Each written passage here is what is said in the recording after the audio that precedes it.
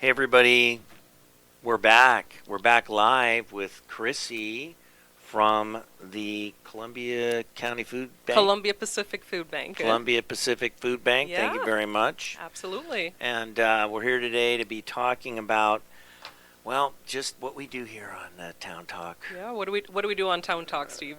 Well, what we do is we first talk a little bit about you. Okay. And then we talk a little bit about you again, and a little bit about your organization. And I understand that the Columbia Pacific Food Bank has a hunger run coming up. Yes. And that's our general outline. Then I do have some questions, just because I have just general questions. Okay. And I'm very interested in your answers. Okay, awesome. Let's do it. So you want to know about me. What would you like to know about me? I could talk for 2 minutes or I could talk for 20 hours. Depends on what you want to know. Well, let me ask you this. Do you live around in the Columbia County area? I do, yes. I live in Scappoose. Okay. I have lived in Columbia County. This summer will be 14 years that I have lived in Columbia County, so I like to call myself a transplant, as I jokingly say with my friends. Okay. My husband is from here, so he was born and raised out here. We met in college and then moved out here shortly after we got married a few years ago. I'm originally from Jamaica. I was born and raised in Jamaica and moved here to Oregon 23 years ago, all 24 years this summer. Got an academic scholarship to move to University of Portland and graduated from UP, Go Pilots, in 2004, which is where I met my husband, CJ. And the rest is history. I've been here ever since. I moved out to Scappoose, like I said, 14 years ago, almost 14 years ago. Where did your husband go to school around here? He went to Scappoose High School, so Grant Watts Middle School, High School. So All right. he's Go Scappoose Indians. Yes, we won't hold it against you here in St. Helens. I know, I have to be careful. I'm like, okay, I know there's there's some tension between Scappoose and St. Helens. So you were born in Jamaica, Yes. and I actually traveled to the Caribbean a couple Oh. years ago, and it was a wonderful place. Yes, I would agree. I'm a little bit biased, but I'm not going to disagree with you. I very much agree. I was just there for Christmas vacation for the first time in 8 years, and it was fantastic. It was amazing. It was wonderful. We have 3 sons. I took my boys with me, took my husband with me, had a big old family reunion down there, and it was amazing. The trade winds blow. Well, the wind, the sun, the vitamin D, just being around other people with my accent, the food, the company. We Jamaicans can get loud and boisterous, especially around the holidays. It was great. I had a hard time leaving, I'm not going to lie. We went to Grenada. So You did? Okay. yeah, which Okay. is I think close, right? Yes, I it think is. it's It is. close. I've never been. It's on my bucket list, but wonderful. Yeah, it's very interesting to be where folks live on islands, and it's a much more relaxed and slow way of life there. Agreed. Yes, we Jamaicans and we Caribbeans joke about island time. How everything takes a little bit longer and everything just moves a little bit slower than, say, like the fast-paced American lifestyle. So I would definitely agree with you on that. No kidding. And it's kind of like living around here, is that everybody kind of knows everybody. Yeah, absolutely. I would agree. If you stick around long enough, eventually you run into somebody that, Oh yeah, again, absolutely. I have this joke that Columbia County, there's no such thing as 6 degrees of separation in this county. It's like 2 or 3 degrees. Like somebody knows somebody. There's always a connection. So Always. I would agree with you on that. and people hear about what people say around here. So, that's, so you were there, and then you went. Did you go directly from Jamaica to college? I did. I moved to college from Jamaica when I was 17. Like I mentioned, I went to University of Portland for 4 years. While I was there, I studied abroad in Spain for 6 months, so I am conversationally fluent in Spanish, as I like to say. Nice. Yeah, then after graduated from University of Portland, met my husband CJ. We dated, we did the whole fiancé visa, got engaged. I had to go back home to Jamaica to get all of that sorted out.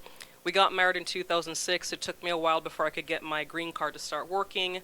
And then I worked a couple of odd jobs here and there, worked at a call center, worked for Bank of America for 5 years, started off as a personal banker, moved into management as a banking center manager, and then I left in 2012 after we had our second son, decided to stay at home with the boys and then run my own business.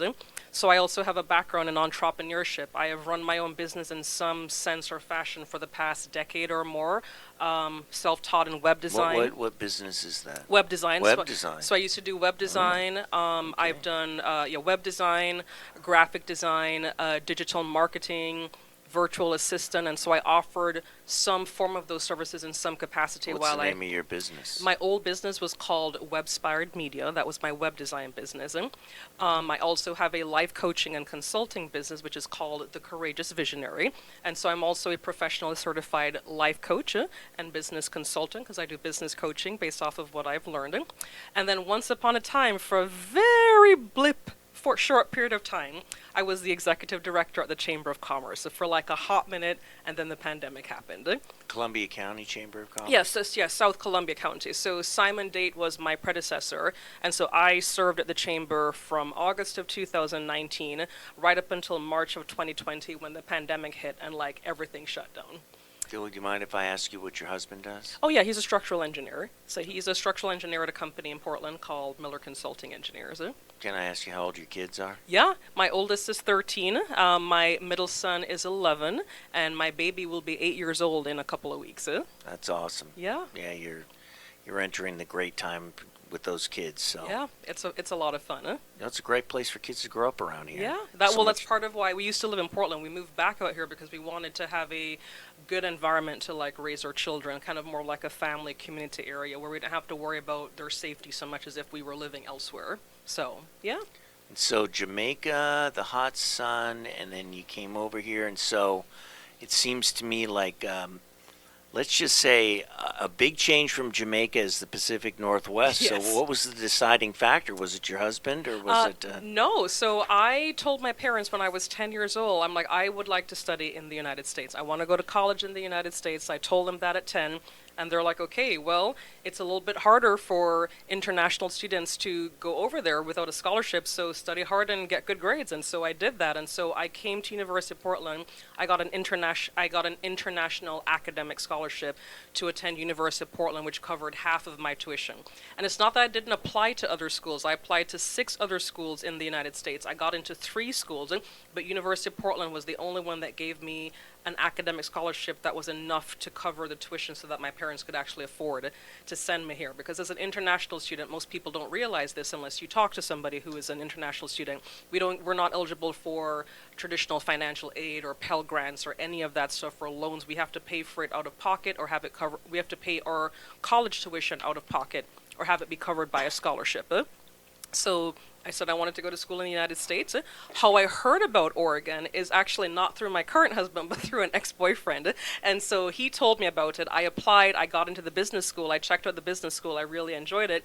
I got in, and then shortly afterwards, we went our separate ways. But I stayed at UP and had a really great time there. Made some lifelong friends that I'm still friends with to this day from that time. You haven't fled to other warmer climates. That's the thing. Well, I do every once in a while. I have family in Florida, and of course I've got family in Jamaica. So when I was in college, I would go home to Jamaica during the winter, like to go to Florida or go home to Jamaica during that time. So I did escape, but I always came back. We have kind of a little. I don't have Kim here today. Kim's got the day off again, so we're going to be missing Kim. But Kim and I have a little running joke of, when are you a local? So you were married to the local. You've had children here. Yes. You went to college in Portland. I did. And then you've been here 14 years at least, right? 14 years in the Scappoose area, right? Yes, If I in got that Columbia right. County, In yes. Columbia County. So, Yes. are you a local yet? That's the question. I would say yeah. I think. I mean, because given my role at the chamber and now working at the food bank, they're both very public-facing roles. And so, like, I went to my son's basketball game in St. Helens on Saturday, ran into 3 people I knew, and I was just sitting down chit-chatting with them. And then everywhere I go, I inevitably run into somebody that I know, whether they're in St. Helens or Scappoose. And so I would say I'm a local. Do people if you have good ideas and you bring them up and people disagree with them, you think it's a good idea, of course, I'm sure you've run into situations where you have an idea and you think it's good and you advocate for it, and somebody else has a different idea and they're advocating for a different point of view, is that occurs in your life, right? Oh, all the time, absolutely. All the time, right? Yeah. And so do you experience the the statement of well, you know what, you're just from Jamaica. We don't like that Jamaican kind of thinking around here. You know, in the 14 years that I have been here, I've never experienced that, I have to say. Is it just Californians they come out? Is that is just the I don't weapon against the Californians? You know, I'm not sure. I personally have never experienced that. So not that specific point of view. I mean, certainly in other ways, but I mean, certainly not being from Jamaica. That's for sure. And Well, I think Kim's her criteria of whether you're a local is whether you're doing good. So it sounds like you're doing good in the community. So we're gonna say you're a local. We're gonna count that you're a local. So there you go. Yeah. You can welcome. I'm still not, because I still roll my right turns. So, okay, that's, so you're not a local because right. of that. Kim says when I stop rolling my right turns, then I can be a local. But until then, forget it. Doesn't matter if I have an Oregon license plate on my truck or not. Does not. So, so then, how long have you been with the Columbia Pacific Food Bank? I started there as a temporary contractor in April of 2023, and then was hired on permanently in June of 2023. If you ask anybody, oh, I've been there a year, not quite. 9 months, we're getting there. Yeah, so officially since June of last year, June of 2023. And did you have any history with charitable work before then? The closest thing was working at the Chamber of Commerce. And so I mentioned I was the executive director, and the Chamber of Commerce is classified as a not-for-profit organization. So it's not a non-profit, it's not a for-profit, but it's a not-for-profit, and their job is to support businesses in the area. So I didn't have an experience in nonprofit, but what I did have experience was just community service and working, being in the community, putting on events, letting people know about the chamber, working a lot with nonprofit organizations who wanted to market or promote their events.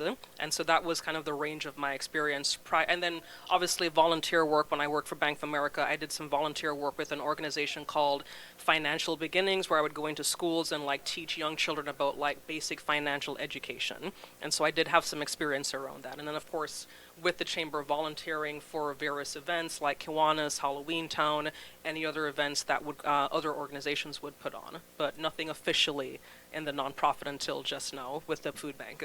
Do you have a title? Yes, I am the marketing and events manager for Okay. the food bank.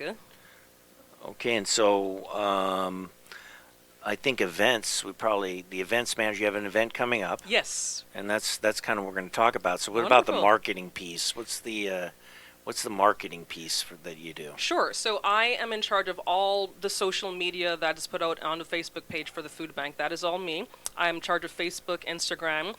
The paper that you're holding in your hand is our newsletter that I just published today. And so I do a pretty robust monthly newsletter capturing all of the happenings for the food bank. So what are our current events that are happening, any things that are happening in the community, if people are doing fundraising for us. For example, Dutch Brothers is doing a fundraiser for us for the month of February called Dutch Love. Anything that we have going on. So we're offering monthly classes, again, monthly cooking classes for our clients. Information about our schedules. So if we're closed on President's Day, that way people who are coming to get food from the food bank know that we're not going to be open on that day. So any operational things that are happening with the food bank, or anything locally, anything nationally that might be impacting the food bank. So I take care of all of that. I also maintain and update the website. I do radio interviews, anything with the media. I am the one that does all of that. And so that's the marketing leg of what I do. And then I also am in charge of managing and planning for our fundraising events. And so let's give Dutch Brothers a little bit of love. So Yeah. what's their contribution coming up? How can people getting their lattes Yeah. somehow help the food bank? So this month is Dutch Love, and so and this is not just our local Dutch Brothers in St. Helens on Scappoose. This is any Dutch Brothers across the nation. There's 3 specific drinks that you can buy there. I forget what they're called. They're in my newsletter. But if you go to Dutch Brothers, there's 3 drinks that you can buy. For each drink that you buy, $1 goes back to local food banks. And so in this case, if you're in Columbia County and you go to your local Dutch Brothers in Scappoose or St. Helens, If you buy, I forget what the drinks are called, but if you go buy those drinks, each a dollar goes back to Columbia Pacific Food Bank. So between now, it started on February 1st. Today's February 7th as of this recording. Between now and February 18th, though if you want to support the food bank, go to Dutch Brothers, say, hey, I want to support my food bank. What are the Dutch Love drinks that you guys, what are the Dutch Love specials that y'all have going on for the month? Buy one, a dollar from that purchase goes right back to Columbia Pacific Food Bank. Well, that sounds awesome. So go to Dutch Brothers and ask them what are the Dutch Love options I have, Yeah. and they will give you some. I'm trying to find it in here, Yeah, but let me I'll see let if I'll let Dutch Brothers tell people. That way, Yeah. you're already in line. Let me and see. you Can get- I insert something? Oh, You Yes. know, her I got it. actual newsletter was 32 pages, Okay. and so I ran out of ink. I was going to say I don't. Yeah. I don't have No. 32 pages. No, here. you I have don't. I have 14 Yeah, I of know. Because he was 32. saving ink. Okay, I have the drinks.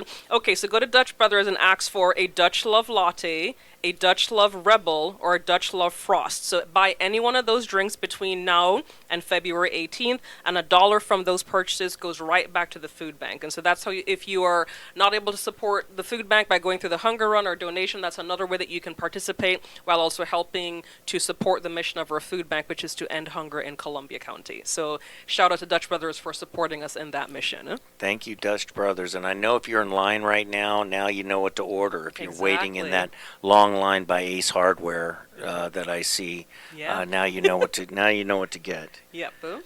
So, okay, well, and so there's lots of different ways to donate. I know my neighbor, he actually collects cans, Yes. and he brings them in and donates to the food bank. And then we've got something called the Hunger Run coming Yeah. up. When is the Hunger Run? So this is the 5th annual Hunger Run. It is happening on Saturday, March 2nd at 9 a.m. The race starts at 9 a.m. at the food bank, so that's where the race headquarters are.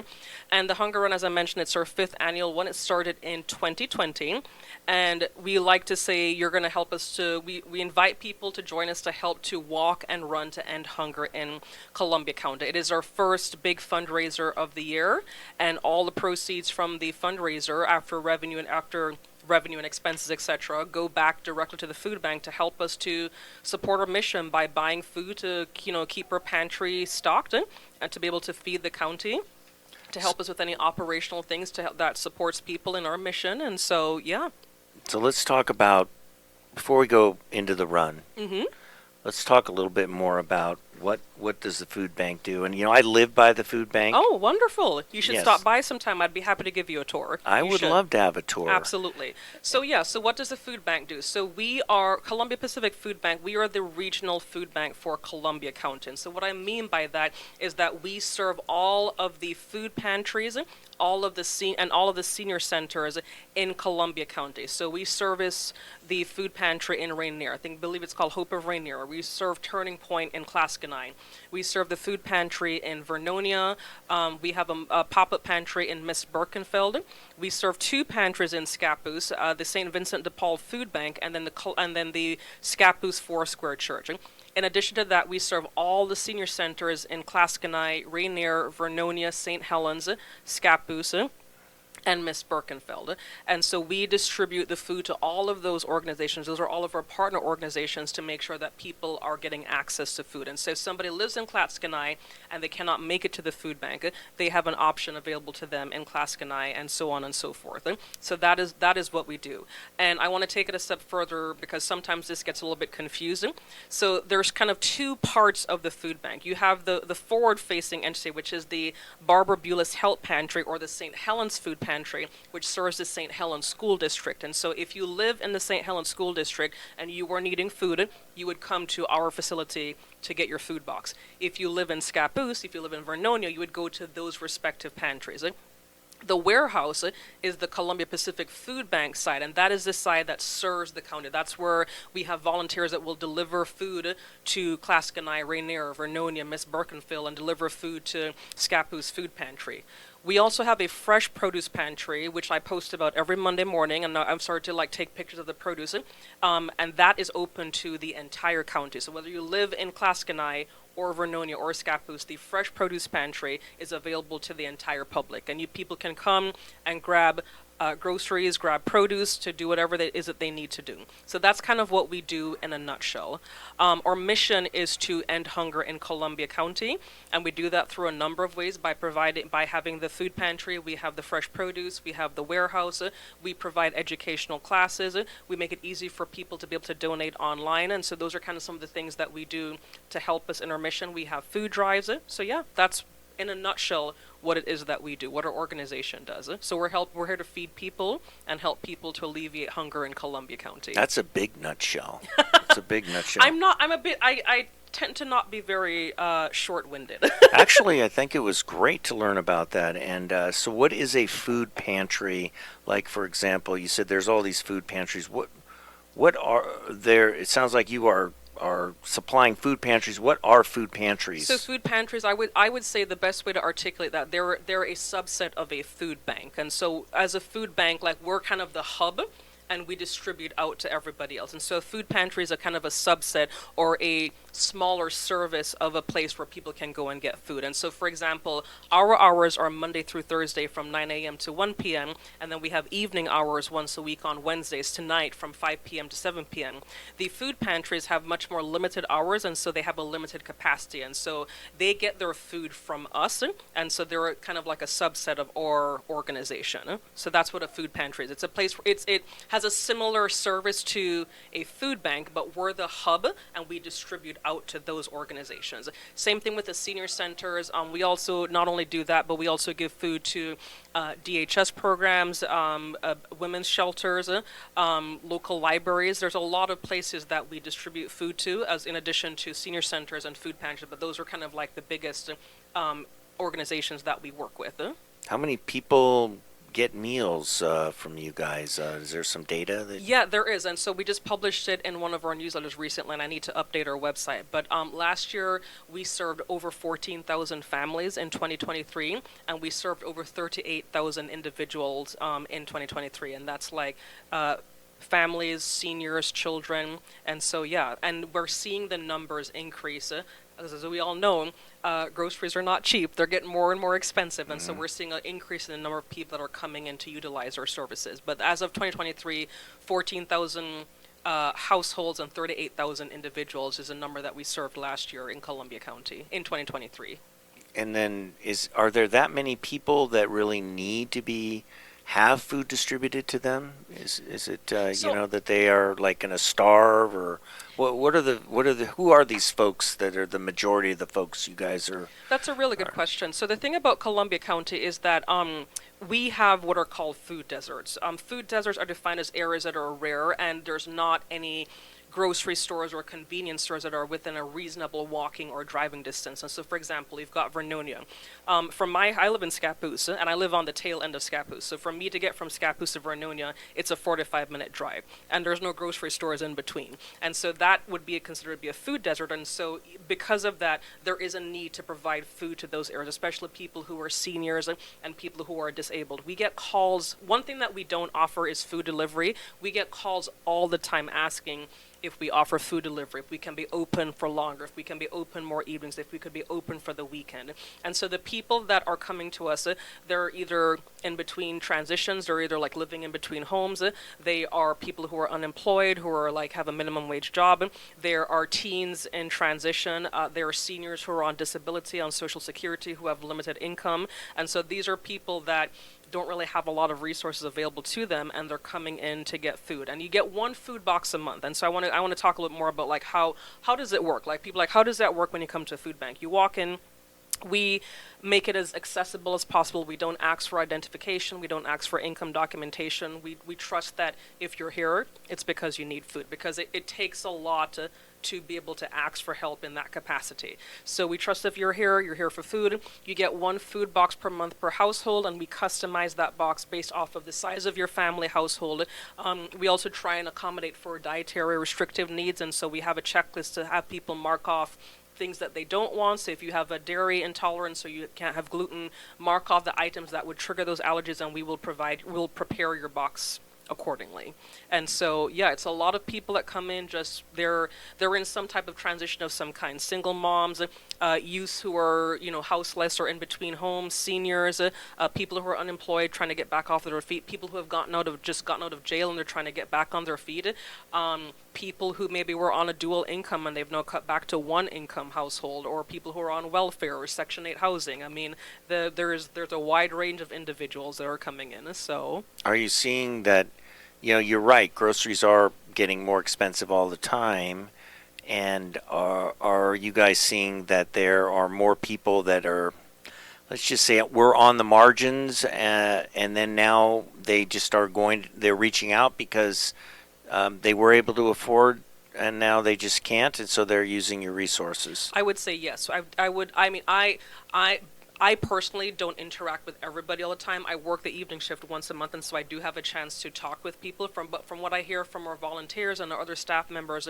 that do have more interaction with their customers, and the phone calls that we get, it seems that there's more and more people who are like, I've never been to the food bank before. I've never used a food bank. How does this work? This is my first time. We seem to be getting more and more of those calls, and so I would dare to say yes, that would definitely be the case. So the majority then of the meals that you guys are, the vast majority of the meals that you are supplying are actually being delivered somewhere close to where the people can come get them. Yes, absolutely. Yeah, I'm a person that lives by the building. It's a beautiful building, and I go by it every day practically. And one thing I don't see is a lot of people milling about. It's one of the things that I guess folks who've never been to a food bank and haven't had a lot of experience with people in need. You're thinking, we got the food bank here, and so we're going to get a lot of folks that are just sort of hanging around the food bank. But I don't see that at all. Nope, we haven't really had that problem. Usually, when people come, they're in and they're out pretty quickly. And so, as I mentioned, there's a stigma in using services such as a food bank. People's pride asking for help, or maybe it's their first time. So people usually don't stick around. They're in, they're out. We'll chit chat, we'll talk with them. They're in and they're out. But yeah, we don't really have a lot of people like kind of milling or hanging around as you would think. But no, that's not the case. As one of your neighbors, I would say that your building is a good neighbor. Good. We're glad to hear that. Yes, you're a good neighbor. There's no trouble. So I think you're right. There are some stigmas, and actually, I would say that you could say it's a prejudice or an ignorance, bias, that concern, and I would say that based upon my personal experience, I haven't seen anything to even cause me a bit of concern. Yeah, no, absolutely. And to the point of the stigma, there's I think the stigma is that I shouldn't have to ask for help, like I should be able to do this on my own. And if I have to ask for help, it means that I've somehow failed. And that's just simply not the case. We're there because not everybody has access to the same opportunities. Not everybody has access to the same situations or circumstances, or, we've had a pandemic, we've had people have gotten laid off, groceries have gone up. And so things changing, and if people need food, we're here to provide food for them. And so it shouldn't be a pride thing, it shouldn't be a shame thing. It's, I tell people, the fact that you're here and that you're getting food and providing for your family, that speaks more to who you are rather than, who you're not. And so some people really appreciate hearing that. My concern too is, honestly, tell you the truth, maybe some stigma that I was assuming, because I haven't had a lot of experience with it personally. But then seeing that my I guess assumptions or ignorance was just that. Yeah. And so I think your model is working. Yeah. And that people should be supportive. It's being done in a very organized manner that is well thought out. Yeah. It's not, you're really individually servicing folks. You're going to their individual needs. You're packaging the stuff they need.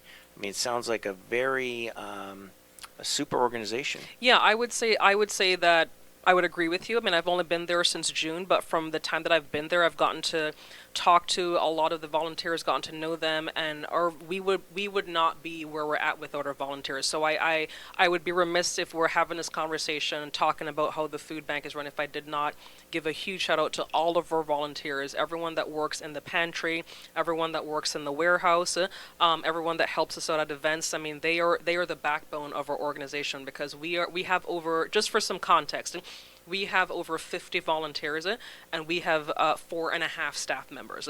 And so we have 5 of us who are paid staff, one of whom only works part-time, but the rest, and then there's myself, my executive director, my warehouse manager, my program manager, and the program distributor. So she's in charge of making sure the food gets out to all of the pantries and senior centers. And apart from that, it's all volunteer. So we are very grateful to our volunteers who really help to make things run. Without them, we would not be able to do what we do. If people wanted to volunteer, I suppose Columbia County Food Bank, Columbia Pacific Food Bank, Yes. Online. Absolutely. And then can people, if they're interested in helping, Yeah. they go online and They can go online. They can go to cpfoodbank.org/volunteer, or you can give me a call. My phone number is 503-396-0581, or email me, Chrissy@cpfoodbank.org, and you can ask me about volunteering, and I will get you to the right person, depending if you wanted to help out in the pantry, if you want to do corporate volunteering, that you would talk to me about that, if you want to help out in the warehouse, or if you wanted to help out at events, because we do have events, we do have fundraisers, and I'm the one that runs all of those. I'm always seeking volunteers to help out at those events. And so coming to the event, Yeah. coming back to the event is it the Hunger Run? Yes. And so March the 2nd now, for those of us that are date challenged, is that Saturday? That is on a Saturday morning, Thank bright you. and early at 9 a.m. And what are the runs that if people actually want to, can you walk or do you have to run? Yes, so we've got multiple options for this year. We've got a 1-mile walk or run, we've got a 5K walk or run, and we've got a 10K walk or run. And so everything is on the website. So if you go to our website right now, cpfoodbank.org, on the first page, it comes up. You can click on you scroll down, you can click on the registration button, and all of the details are there. It is February 7th, and so I will be putting up routes and map information pretty soon. I'll be putting up a FAQ here pretty soon. But yeah, people can come and hang out, choose a run. It is a family-friendly event, so feel free to bring your children. In the past, we've had people dress up in food costumes. So if you want to dress up like a banana or asparagus or a pizza or grapes, we're kind of going for fruit things. But if you want to dress up as a pizza, Be fruits. Yeah, Okay, yeah. If you want to be all right. fruits, you can. But yeah, so we encourage people to get signed up for that. If you are a runner and you believe in supporting the food bank, or you believe in supporting the mission of what we do, we encourage you to sign up. I'm encouraging people to sign up by kind of 2 deadlines. If you want to get 2024 race swag, and so everyone that signs up for the 5K and the 10K, registrants get a 2024 Hunger Run t-shirt, you get swag, which is a medal, you get a sticker with the 2024 Hunger Run logo. So if you want to be guaranteed that you will get that, sign up by February 17th. If you have to sign up afterwards, that's fine. You have until February 29th to do it online. You may not get 2024 race swag. You may get like generic t-shirt, medal, and you can sign up the day of. However, it will be more expensive. So if you want to save yourself some money and some time, sign up early as quickly as you possibly can. Can you opt out of the swag if you want to? That's a really good question. We've had several people ask us about that, and so for this year, no. However, next year, as I recalibrate with my event planning committee, I think we're going to consider putting that as an option, because I've had several people reach out and say, I would love to participate. I'm not interested in swag. Can I just run? We don't have that. I mean, you can. We don't have that as an option, but you'd be paying the same fee as somebody who's getting swag, so you might as well register and get the swag. We will have that. I think we're going to consider that as an option for next year, because you're not the first person to ask me, and I'm hearing that that might be a more equitable solution for people who want to support us but don't necessarily want the race swag that's available. Yeah, we do a swim every year for the master swim team as a fundraiser, and I know that the swag costs money. Yes. And so if this is a donation, you think, I'm going to enter the race, pay my race fee, but I don't need the medal. I don't need whatever else. Maybe I want the T-shirt. Yeah. Check the box for the T-shirt. Yeah. But that way, a little bit more could go to the food bank. Right, because I had somebody ask me how much of the fee goes to the food bank, and it's about, after the swag, it's about 75%, and so, yeah, so I completely hear you on that. So that's something that we're going to consider for next year, because I've had multiple people give me that feedback. 75%. Yes, because after, like, the merch and everything, it's approximately between, give or take, approximately 65 to 75% of the fees from the race goes back to the food bank. The rest goes to cover expenses. Okay. Yeah. And so, I tend to walk my dog on Saturdays, so I could sign up and just go to the food bank and just enjoy a nice walk with Yeah. a whole bunch of people. Absolutely, absolutely. The route is, we're going to be on Columbia Boulevard. We're going to go downtown, wrap around First Street, come back around Old Portland Road, and then wrap back around onto Columbia Boulevard. I'll post the route on the waiting to hear back from the city. I'll post a route on the website as soon as we get, like, the city to say, "Yep, you're good to go." So, Good, good. yeah. So, all right, and then, and so the people that want to run, will they get to go first? I suppose the run, or So we're going to have the people that want to do the 5K and the 10K, they will go first, and then the people that want to do the 1 mile walk, they will race at 10 a.m. So that's how we're going to do it, just to kind of break it up a little bit. All right, and what if people say, I'd really just volunteer? Do you still need volunteers to help? Yeah, we actually are. I just sent out an email today, and so we need volunteers. So what we're going to do the day before, we're going to give out race packets, so give people their bibs and their T-shirts, and then the day of, we will need people to help to direct someone for parking, give out bibs, take down last-minute registrations, which Uberthons will be helping us with all of that, handing out medals, driving the route to make sure that there's no trash or anything along the road, aid stations, and so, picking up garbage. So, yeah, we do have quite a few things that we need help with, and so if you are interested in volunteering to help out at the Hunger Run, again, get a hold of me. Phone number 503-396-0581, or you can email me, Chrissy@cpfoodbank.org, with the subject Volunteer Hunger Run, and I will know exactly what it is about. I don't want to skip past the Hunger Run on March the 2nd. But do you have any other fundraisers Oh, this yeah, year? absolutely. I'm glad you asked. We do. We have two other fundraisers this year. We have Empty Bowls, which the fabulous Marty Rowe will be broadcasting at on Friday, April 12th at McBride Elementary. That is happening, Friday, April 12th at McBride Elementary from 5 to 7 p.m. We have tickets available for that, and so we just launched ticket sales for that today. And so Empty Bowls is a international movement that was started like back in the early 90s for a teacher who wanted to do fundraising with his art students, and so it became like a big thing. But with this event, so there's dinner, there's dancing, and you get a commemorative handmade bowl by a local artist called Pat Brain, and so he makes 300 bowls that you can go and pick from when you get there. The great thing about this event is that most of it is donation based as far as like organizing it. We solicit donations from local restaurants that will provide soup. So, for example, last year we had El Tapatio, Plymouth Pub, Bertucci's, Sunshine Pizza, and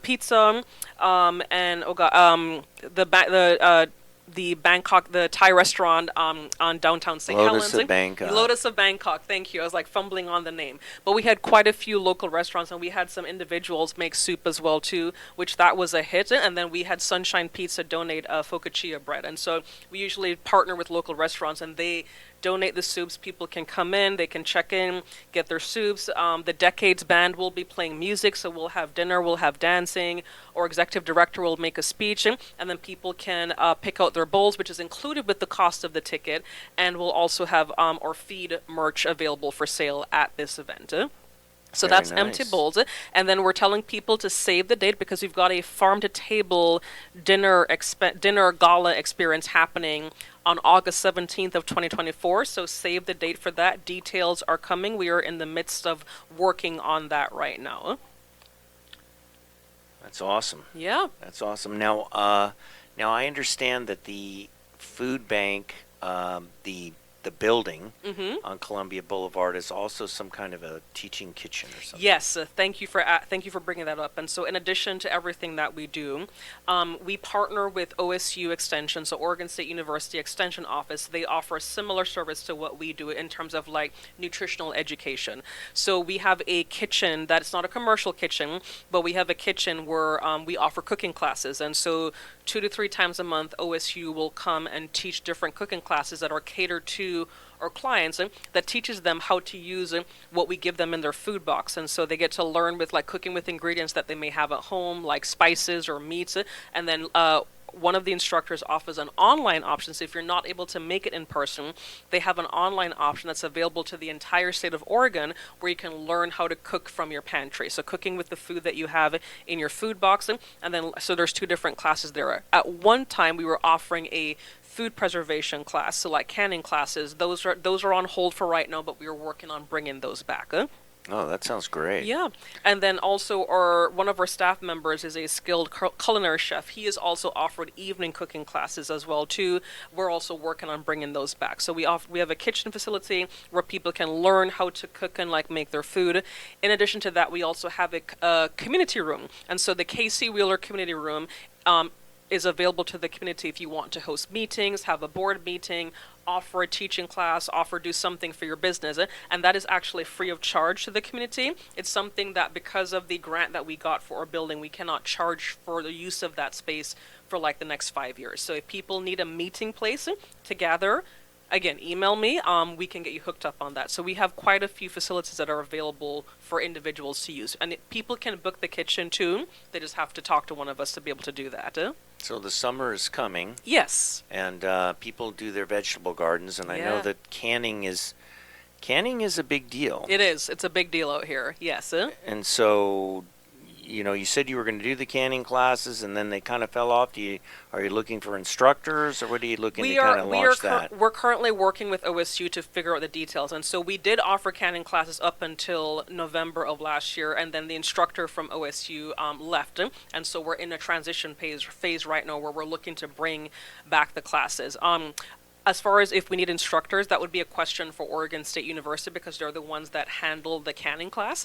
And so if people are interested in offering to volunteer to teach the class, you can email me and I can get you in touch with our instructors over at OSU. We're just working out some logistics, but that is a pretty popular class. It's usually full every time we teach the class or we offer the class. And then once you learn to can, so if you go to the canning class, you learn to can, and then people would be able to use the kitchen, bring in their canning stuff, but then you guys would have facilities that people could use to do canning. Absolutely, yes. Our kitchen is available for that. And how big is it? How big is the kitchen for those that haven't been Square there? footage off the top of my head, I wish I could tell you. I don't have that answer off the top. But it's not a commercial kitchen, but we hosted a coffee and commerce event earlier there last month.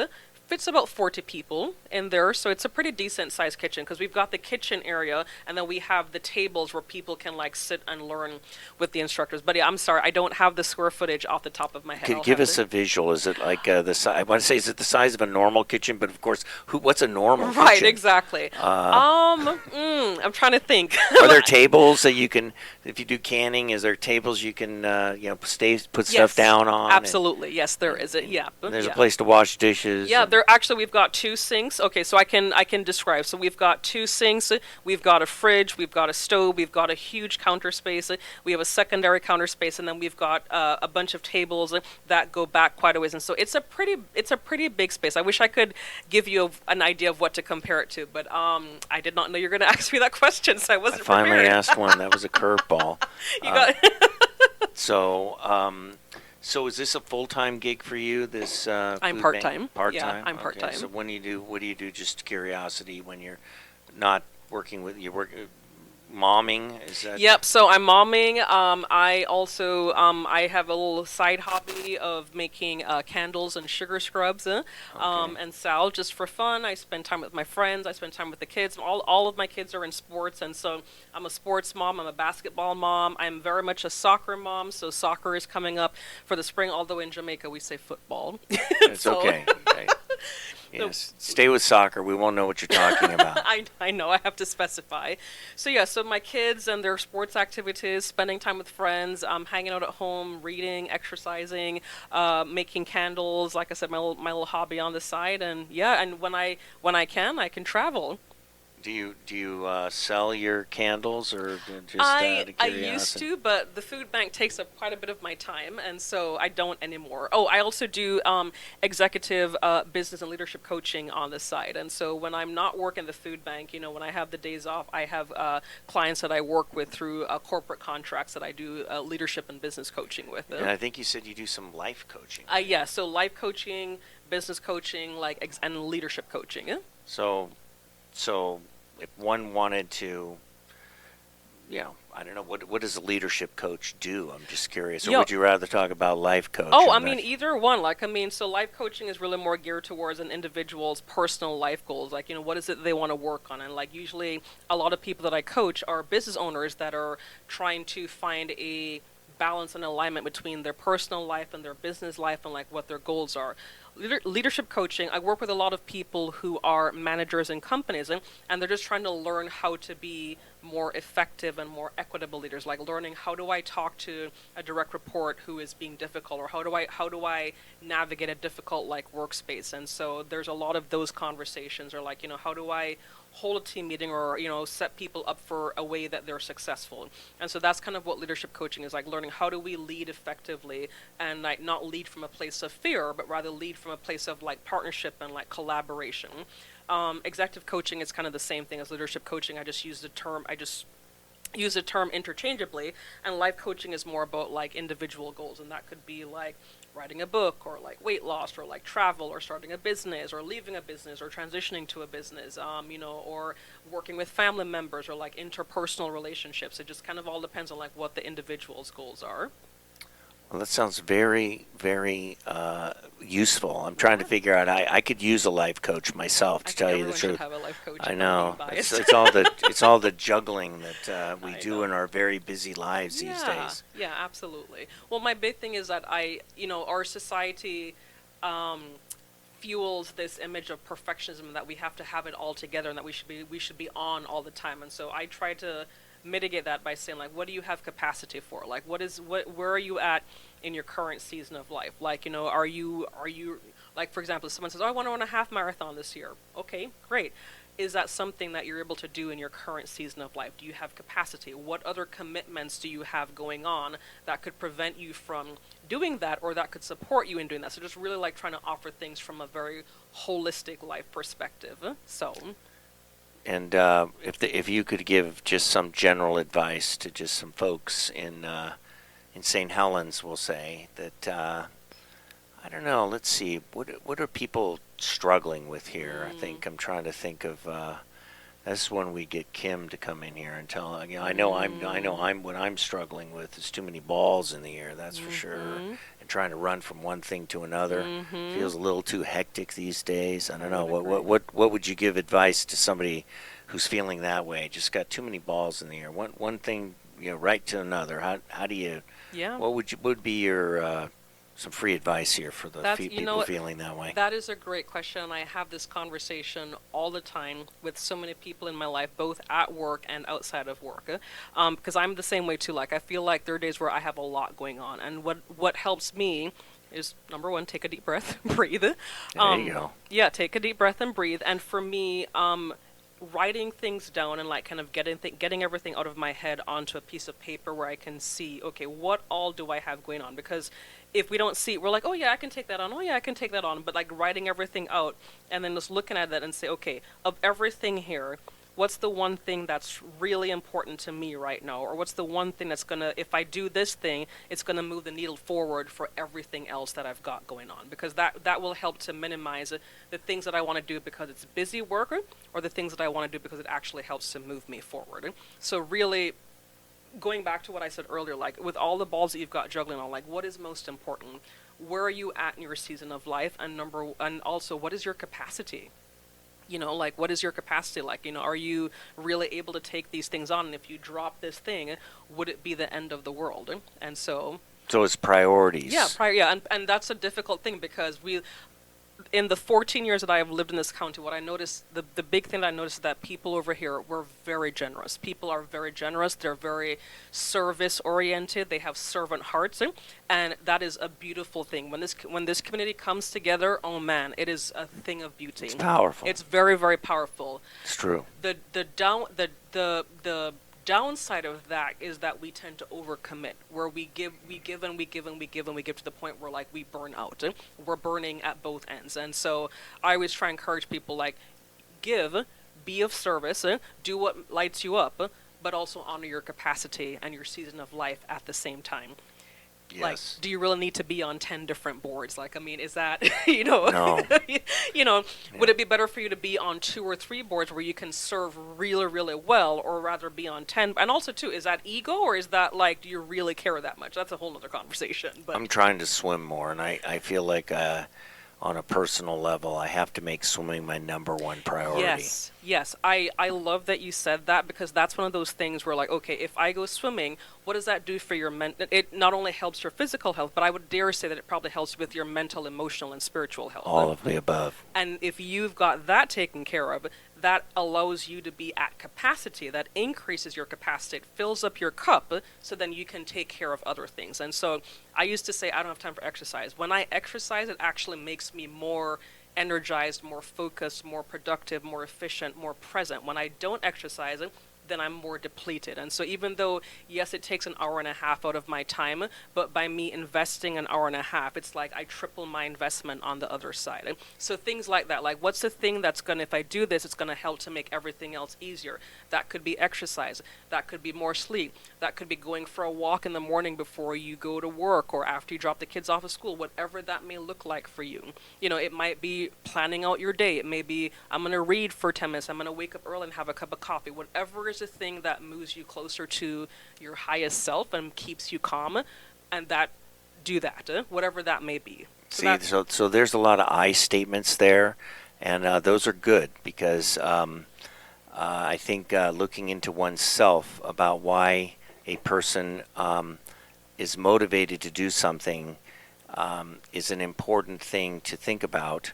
So when you say I, that's a good thing because it's naturally hard to exercise, and sometimes the things that are best for us, we have a tendency to put off. Absolutely. But remembering how you feel individually and how you will feel on the other side of it helps the person, or would help me or you Absolutely. get it done. Absolutely. So there's some free life coaching we just got right here. And then with that and a cup of coffee, you're going to get that for free and a $1 for a cup of coffee There here you at the go. cafe. There you go. So we're gonna wrap it up. So Cool. so Chrissy, thank you so much for coming in. Oh, my It was pleasure. wonderful meeting you. You too. Thank you And- for having me on. And hear about you and your family. Yeah. And the wonderful work you're doing. So for those again, the Columbia Pacific Food Bank Hunger Run, March the 2nd. Get out there, donate. It's a wonderful program. Reaching out. It's not often you hear about something that is so far-reaching, and so many people working so hard to do important work and doing it right. Yeah. And thank you so much for coming in. Thank you for having me. Again, Thank- Hunger Run Saturday, March 2nd, 9 a.m. at the food bank. Be there. We can't Be wait there. we can't wait to see you on race day. Thank you. Thank That- you, Steve. Thank you, Chrissy. Talk to you later. All right.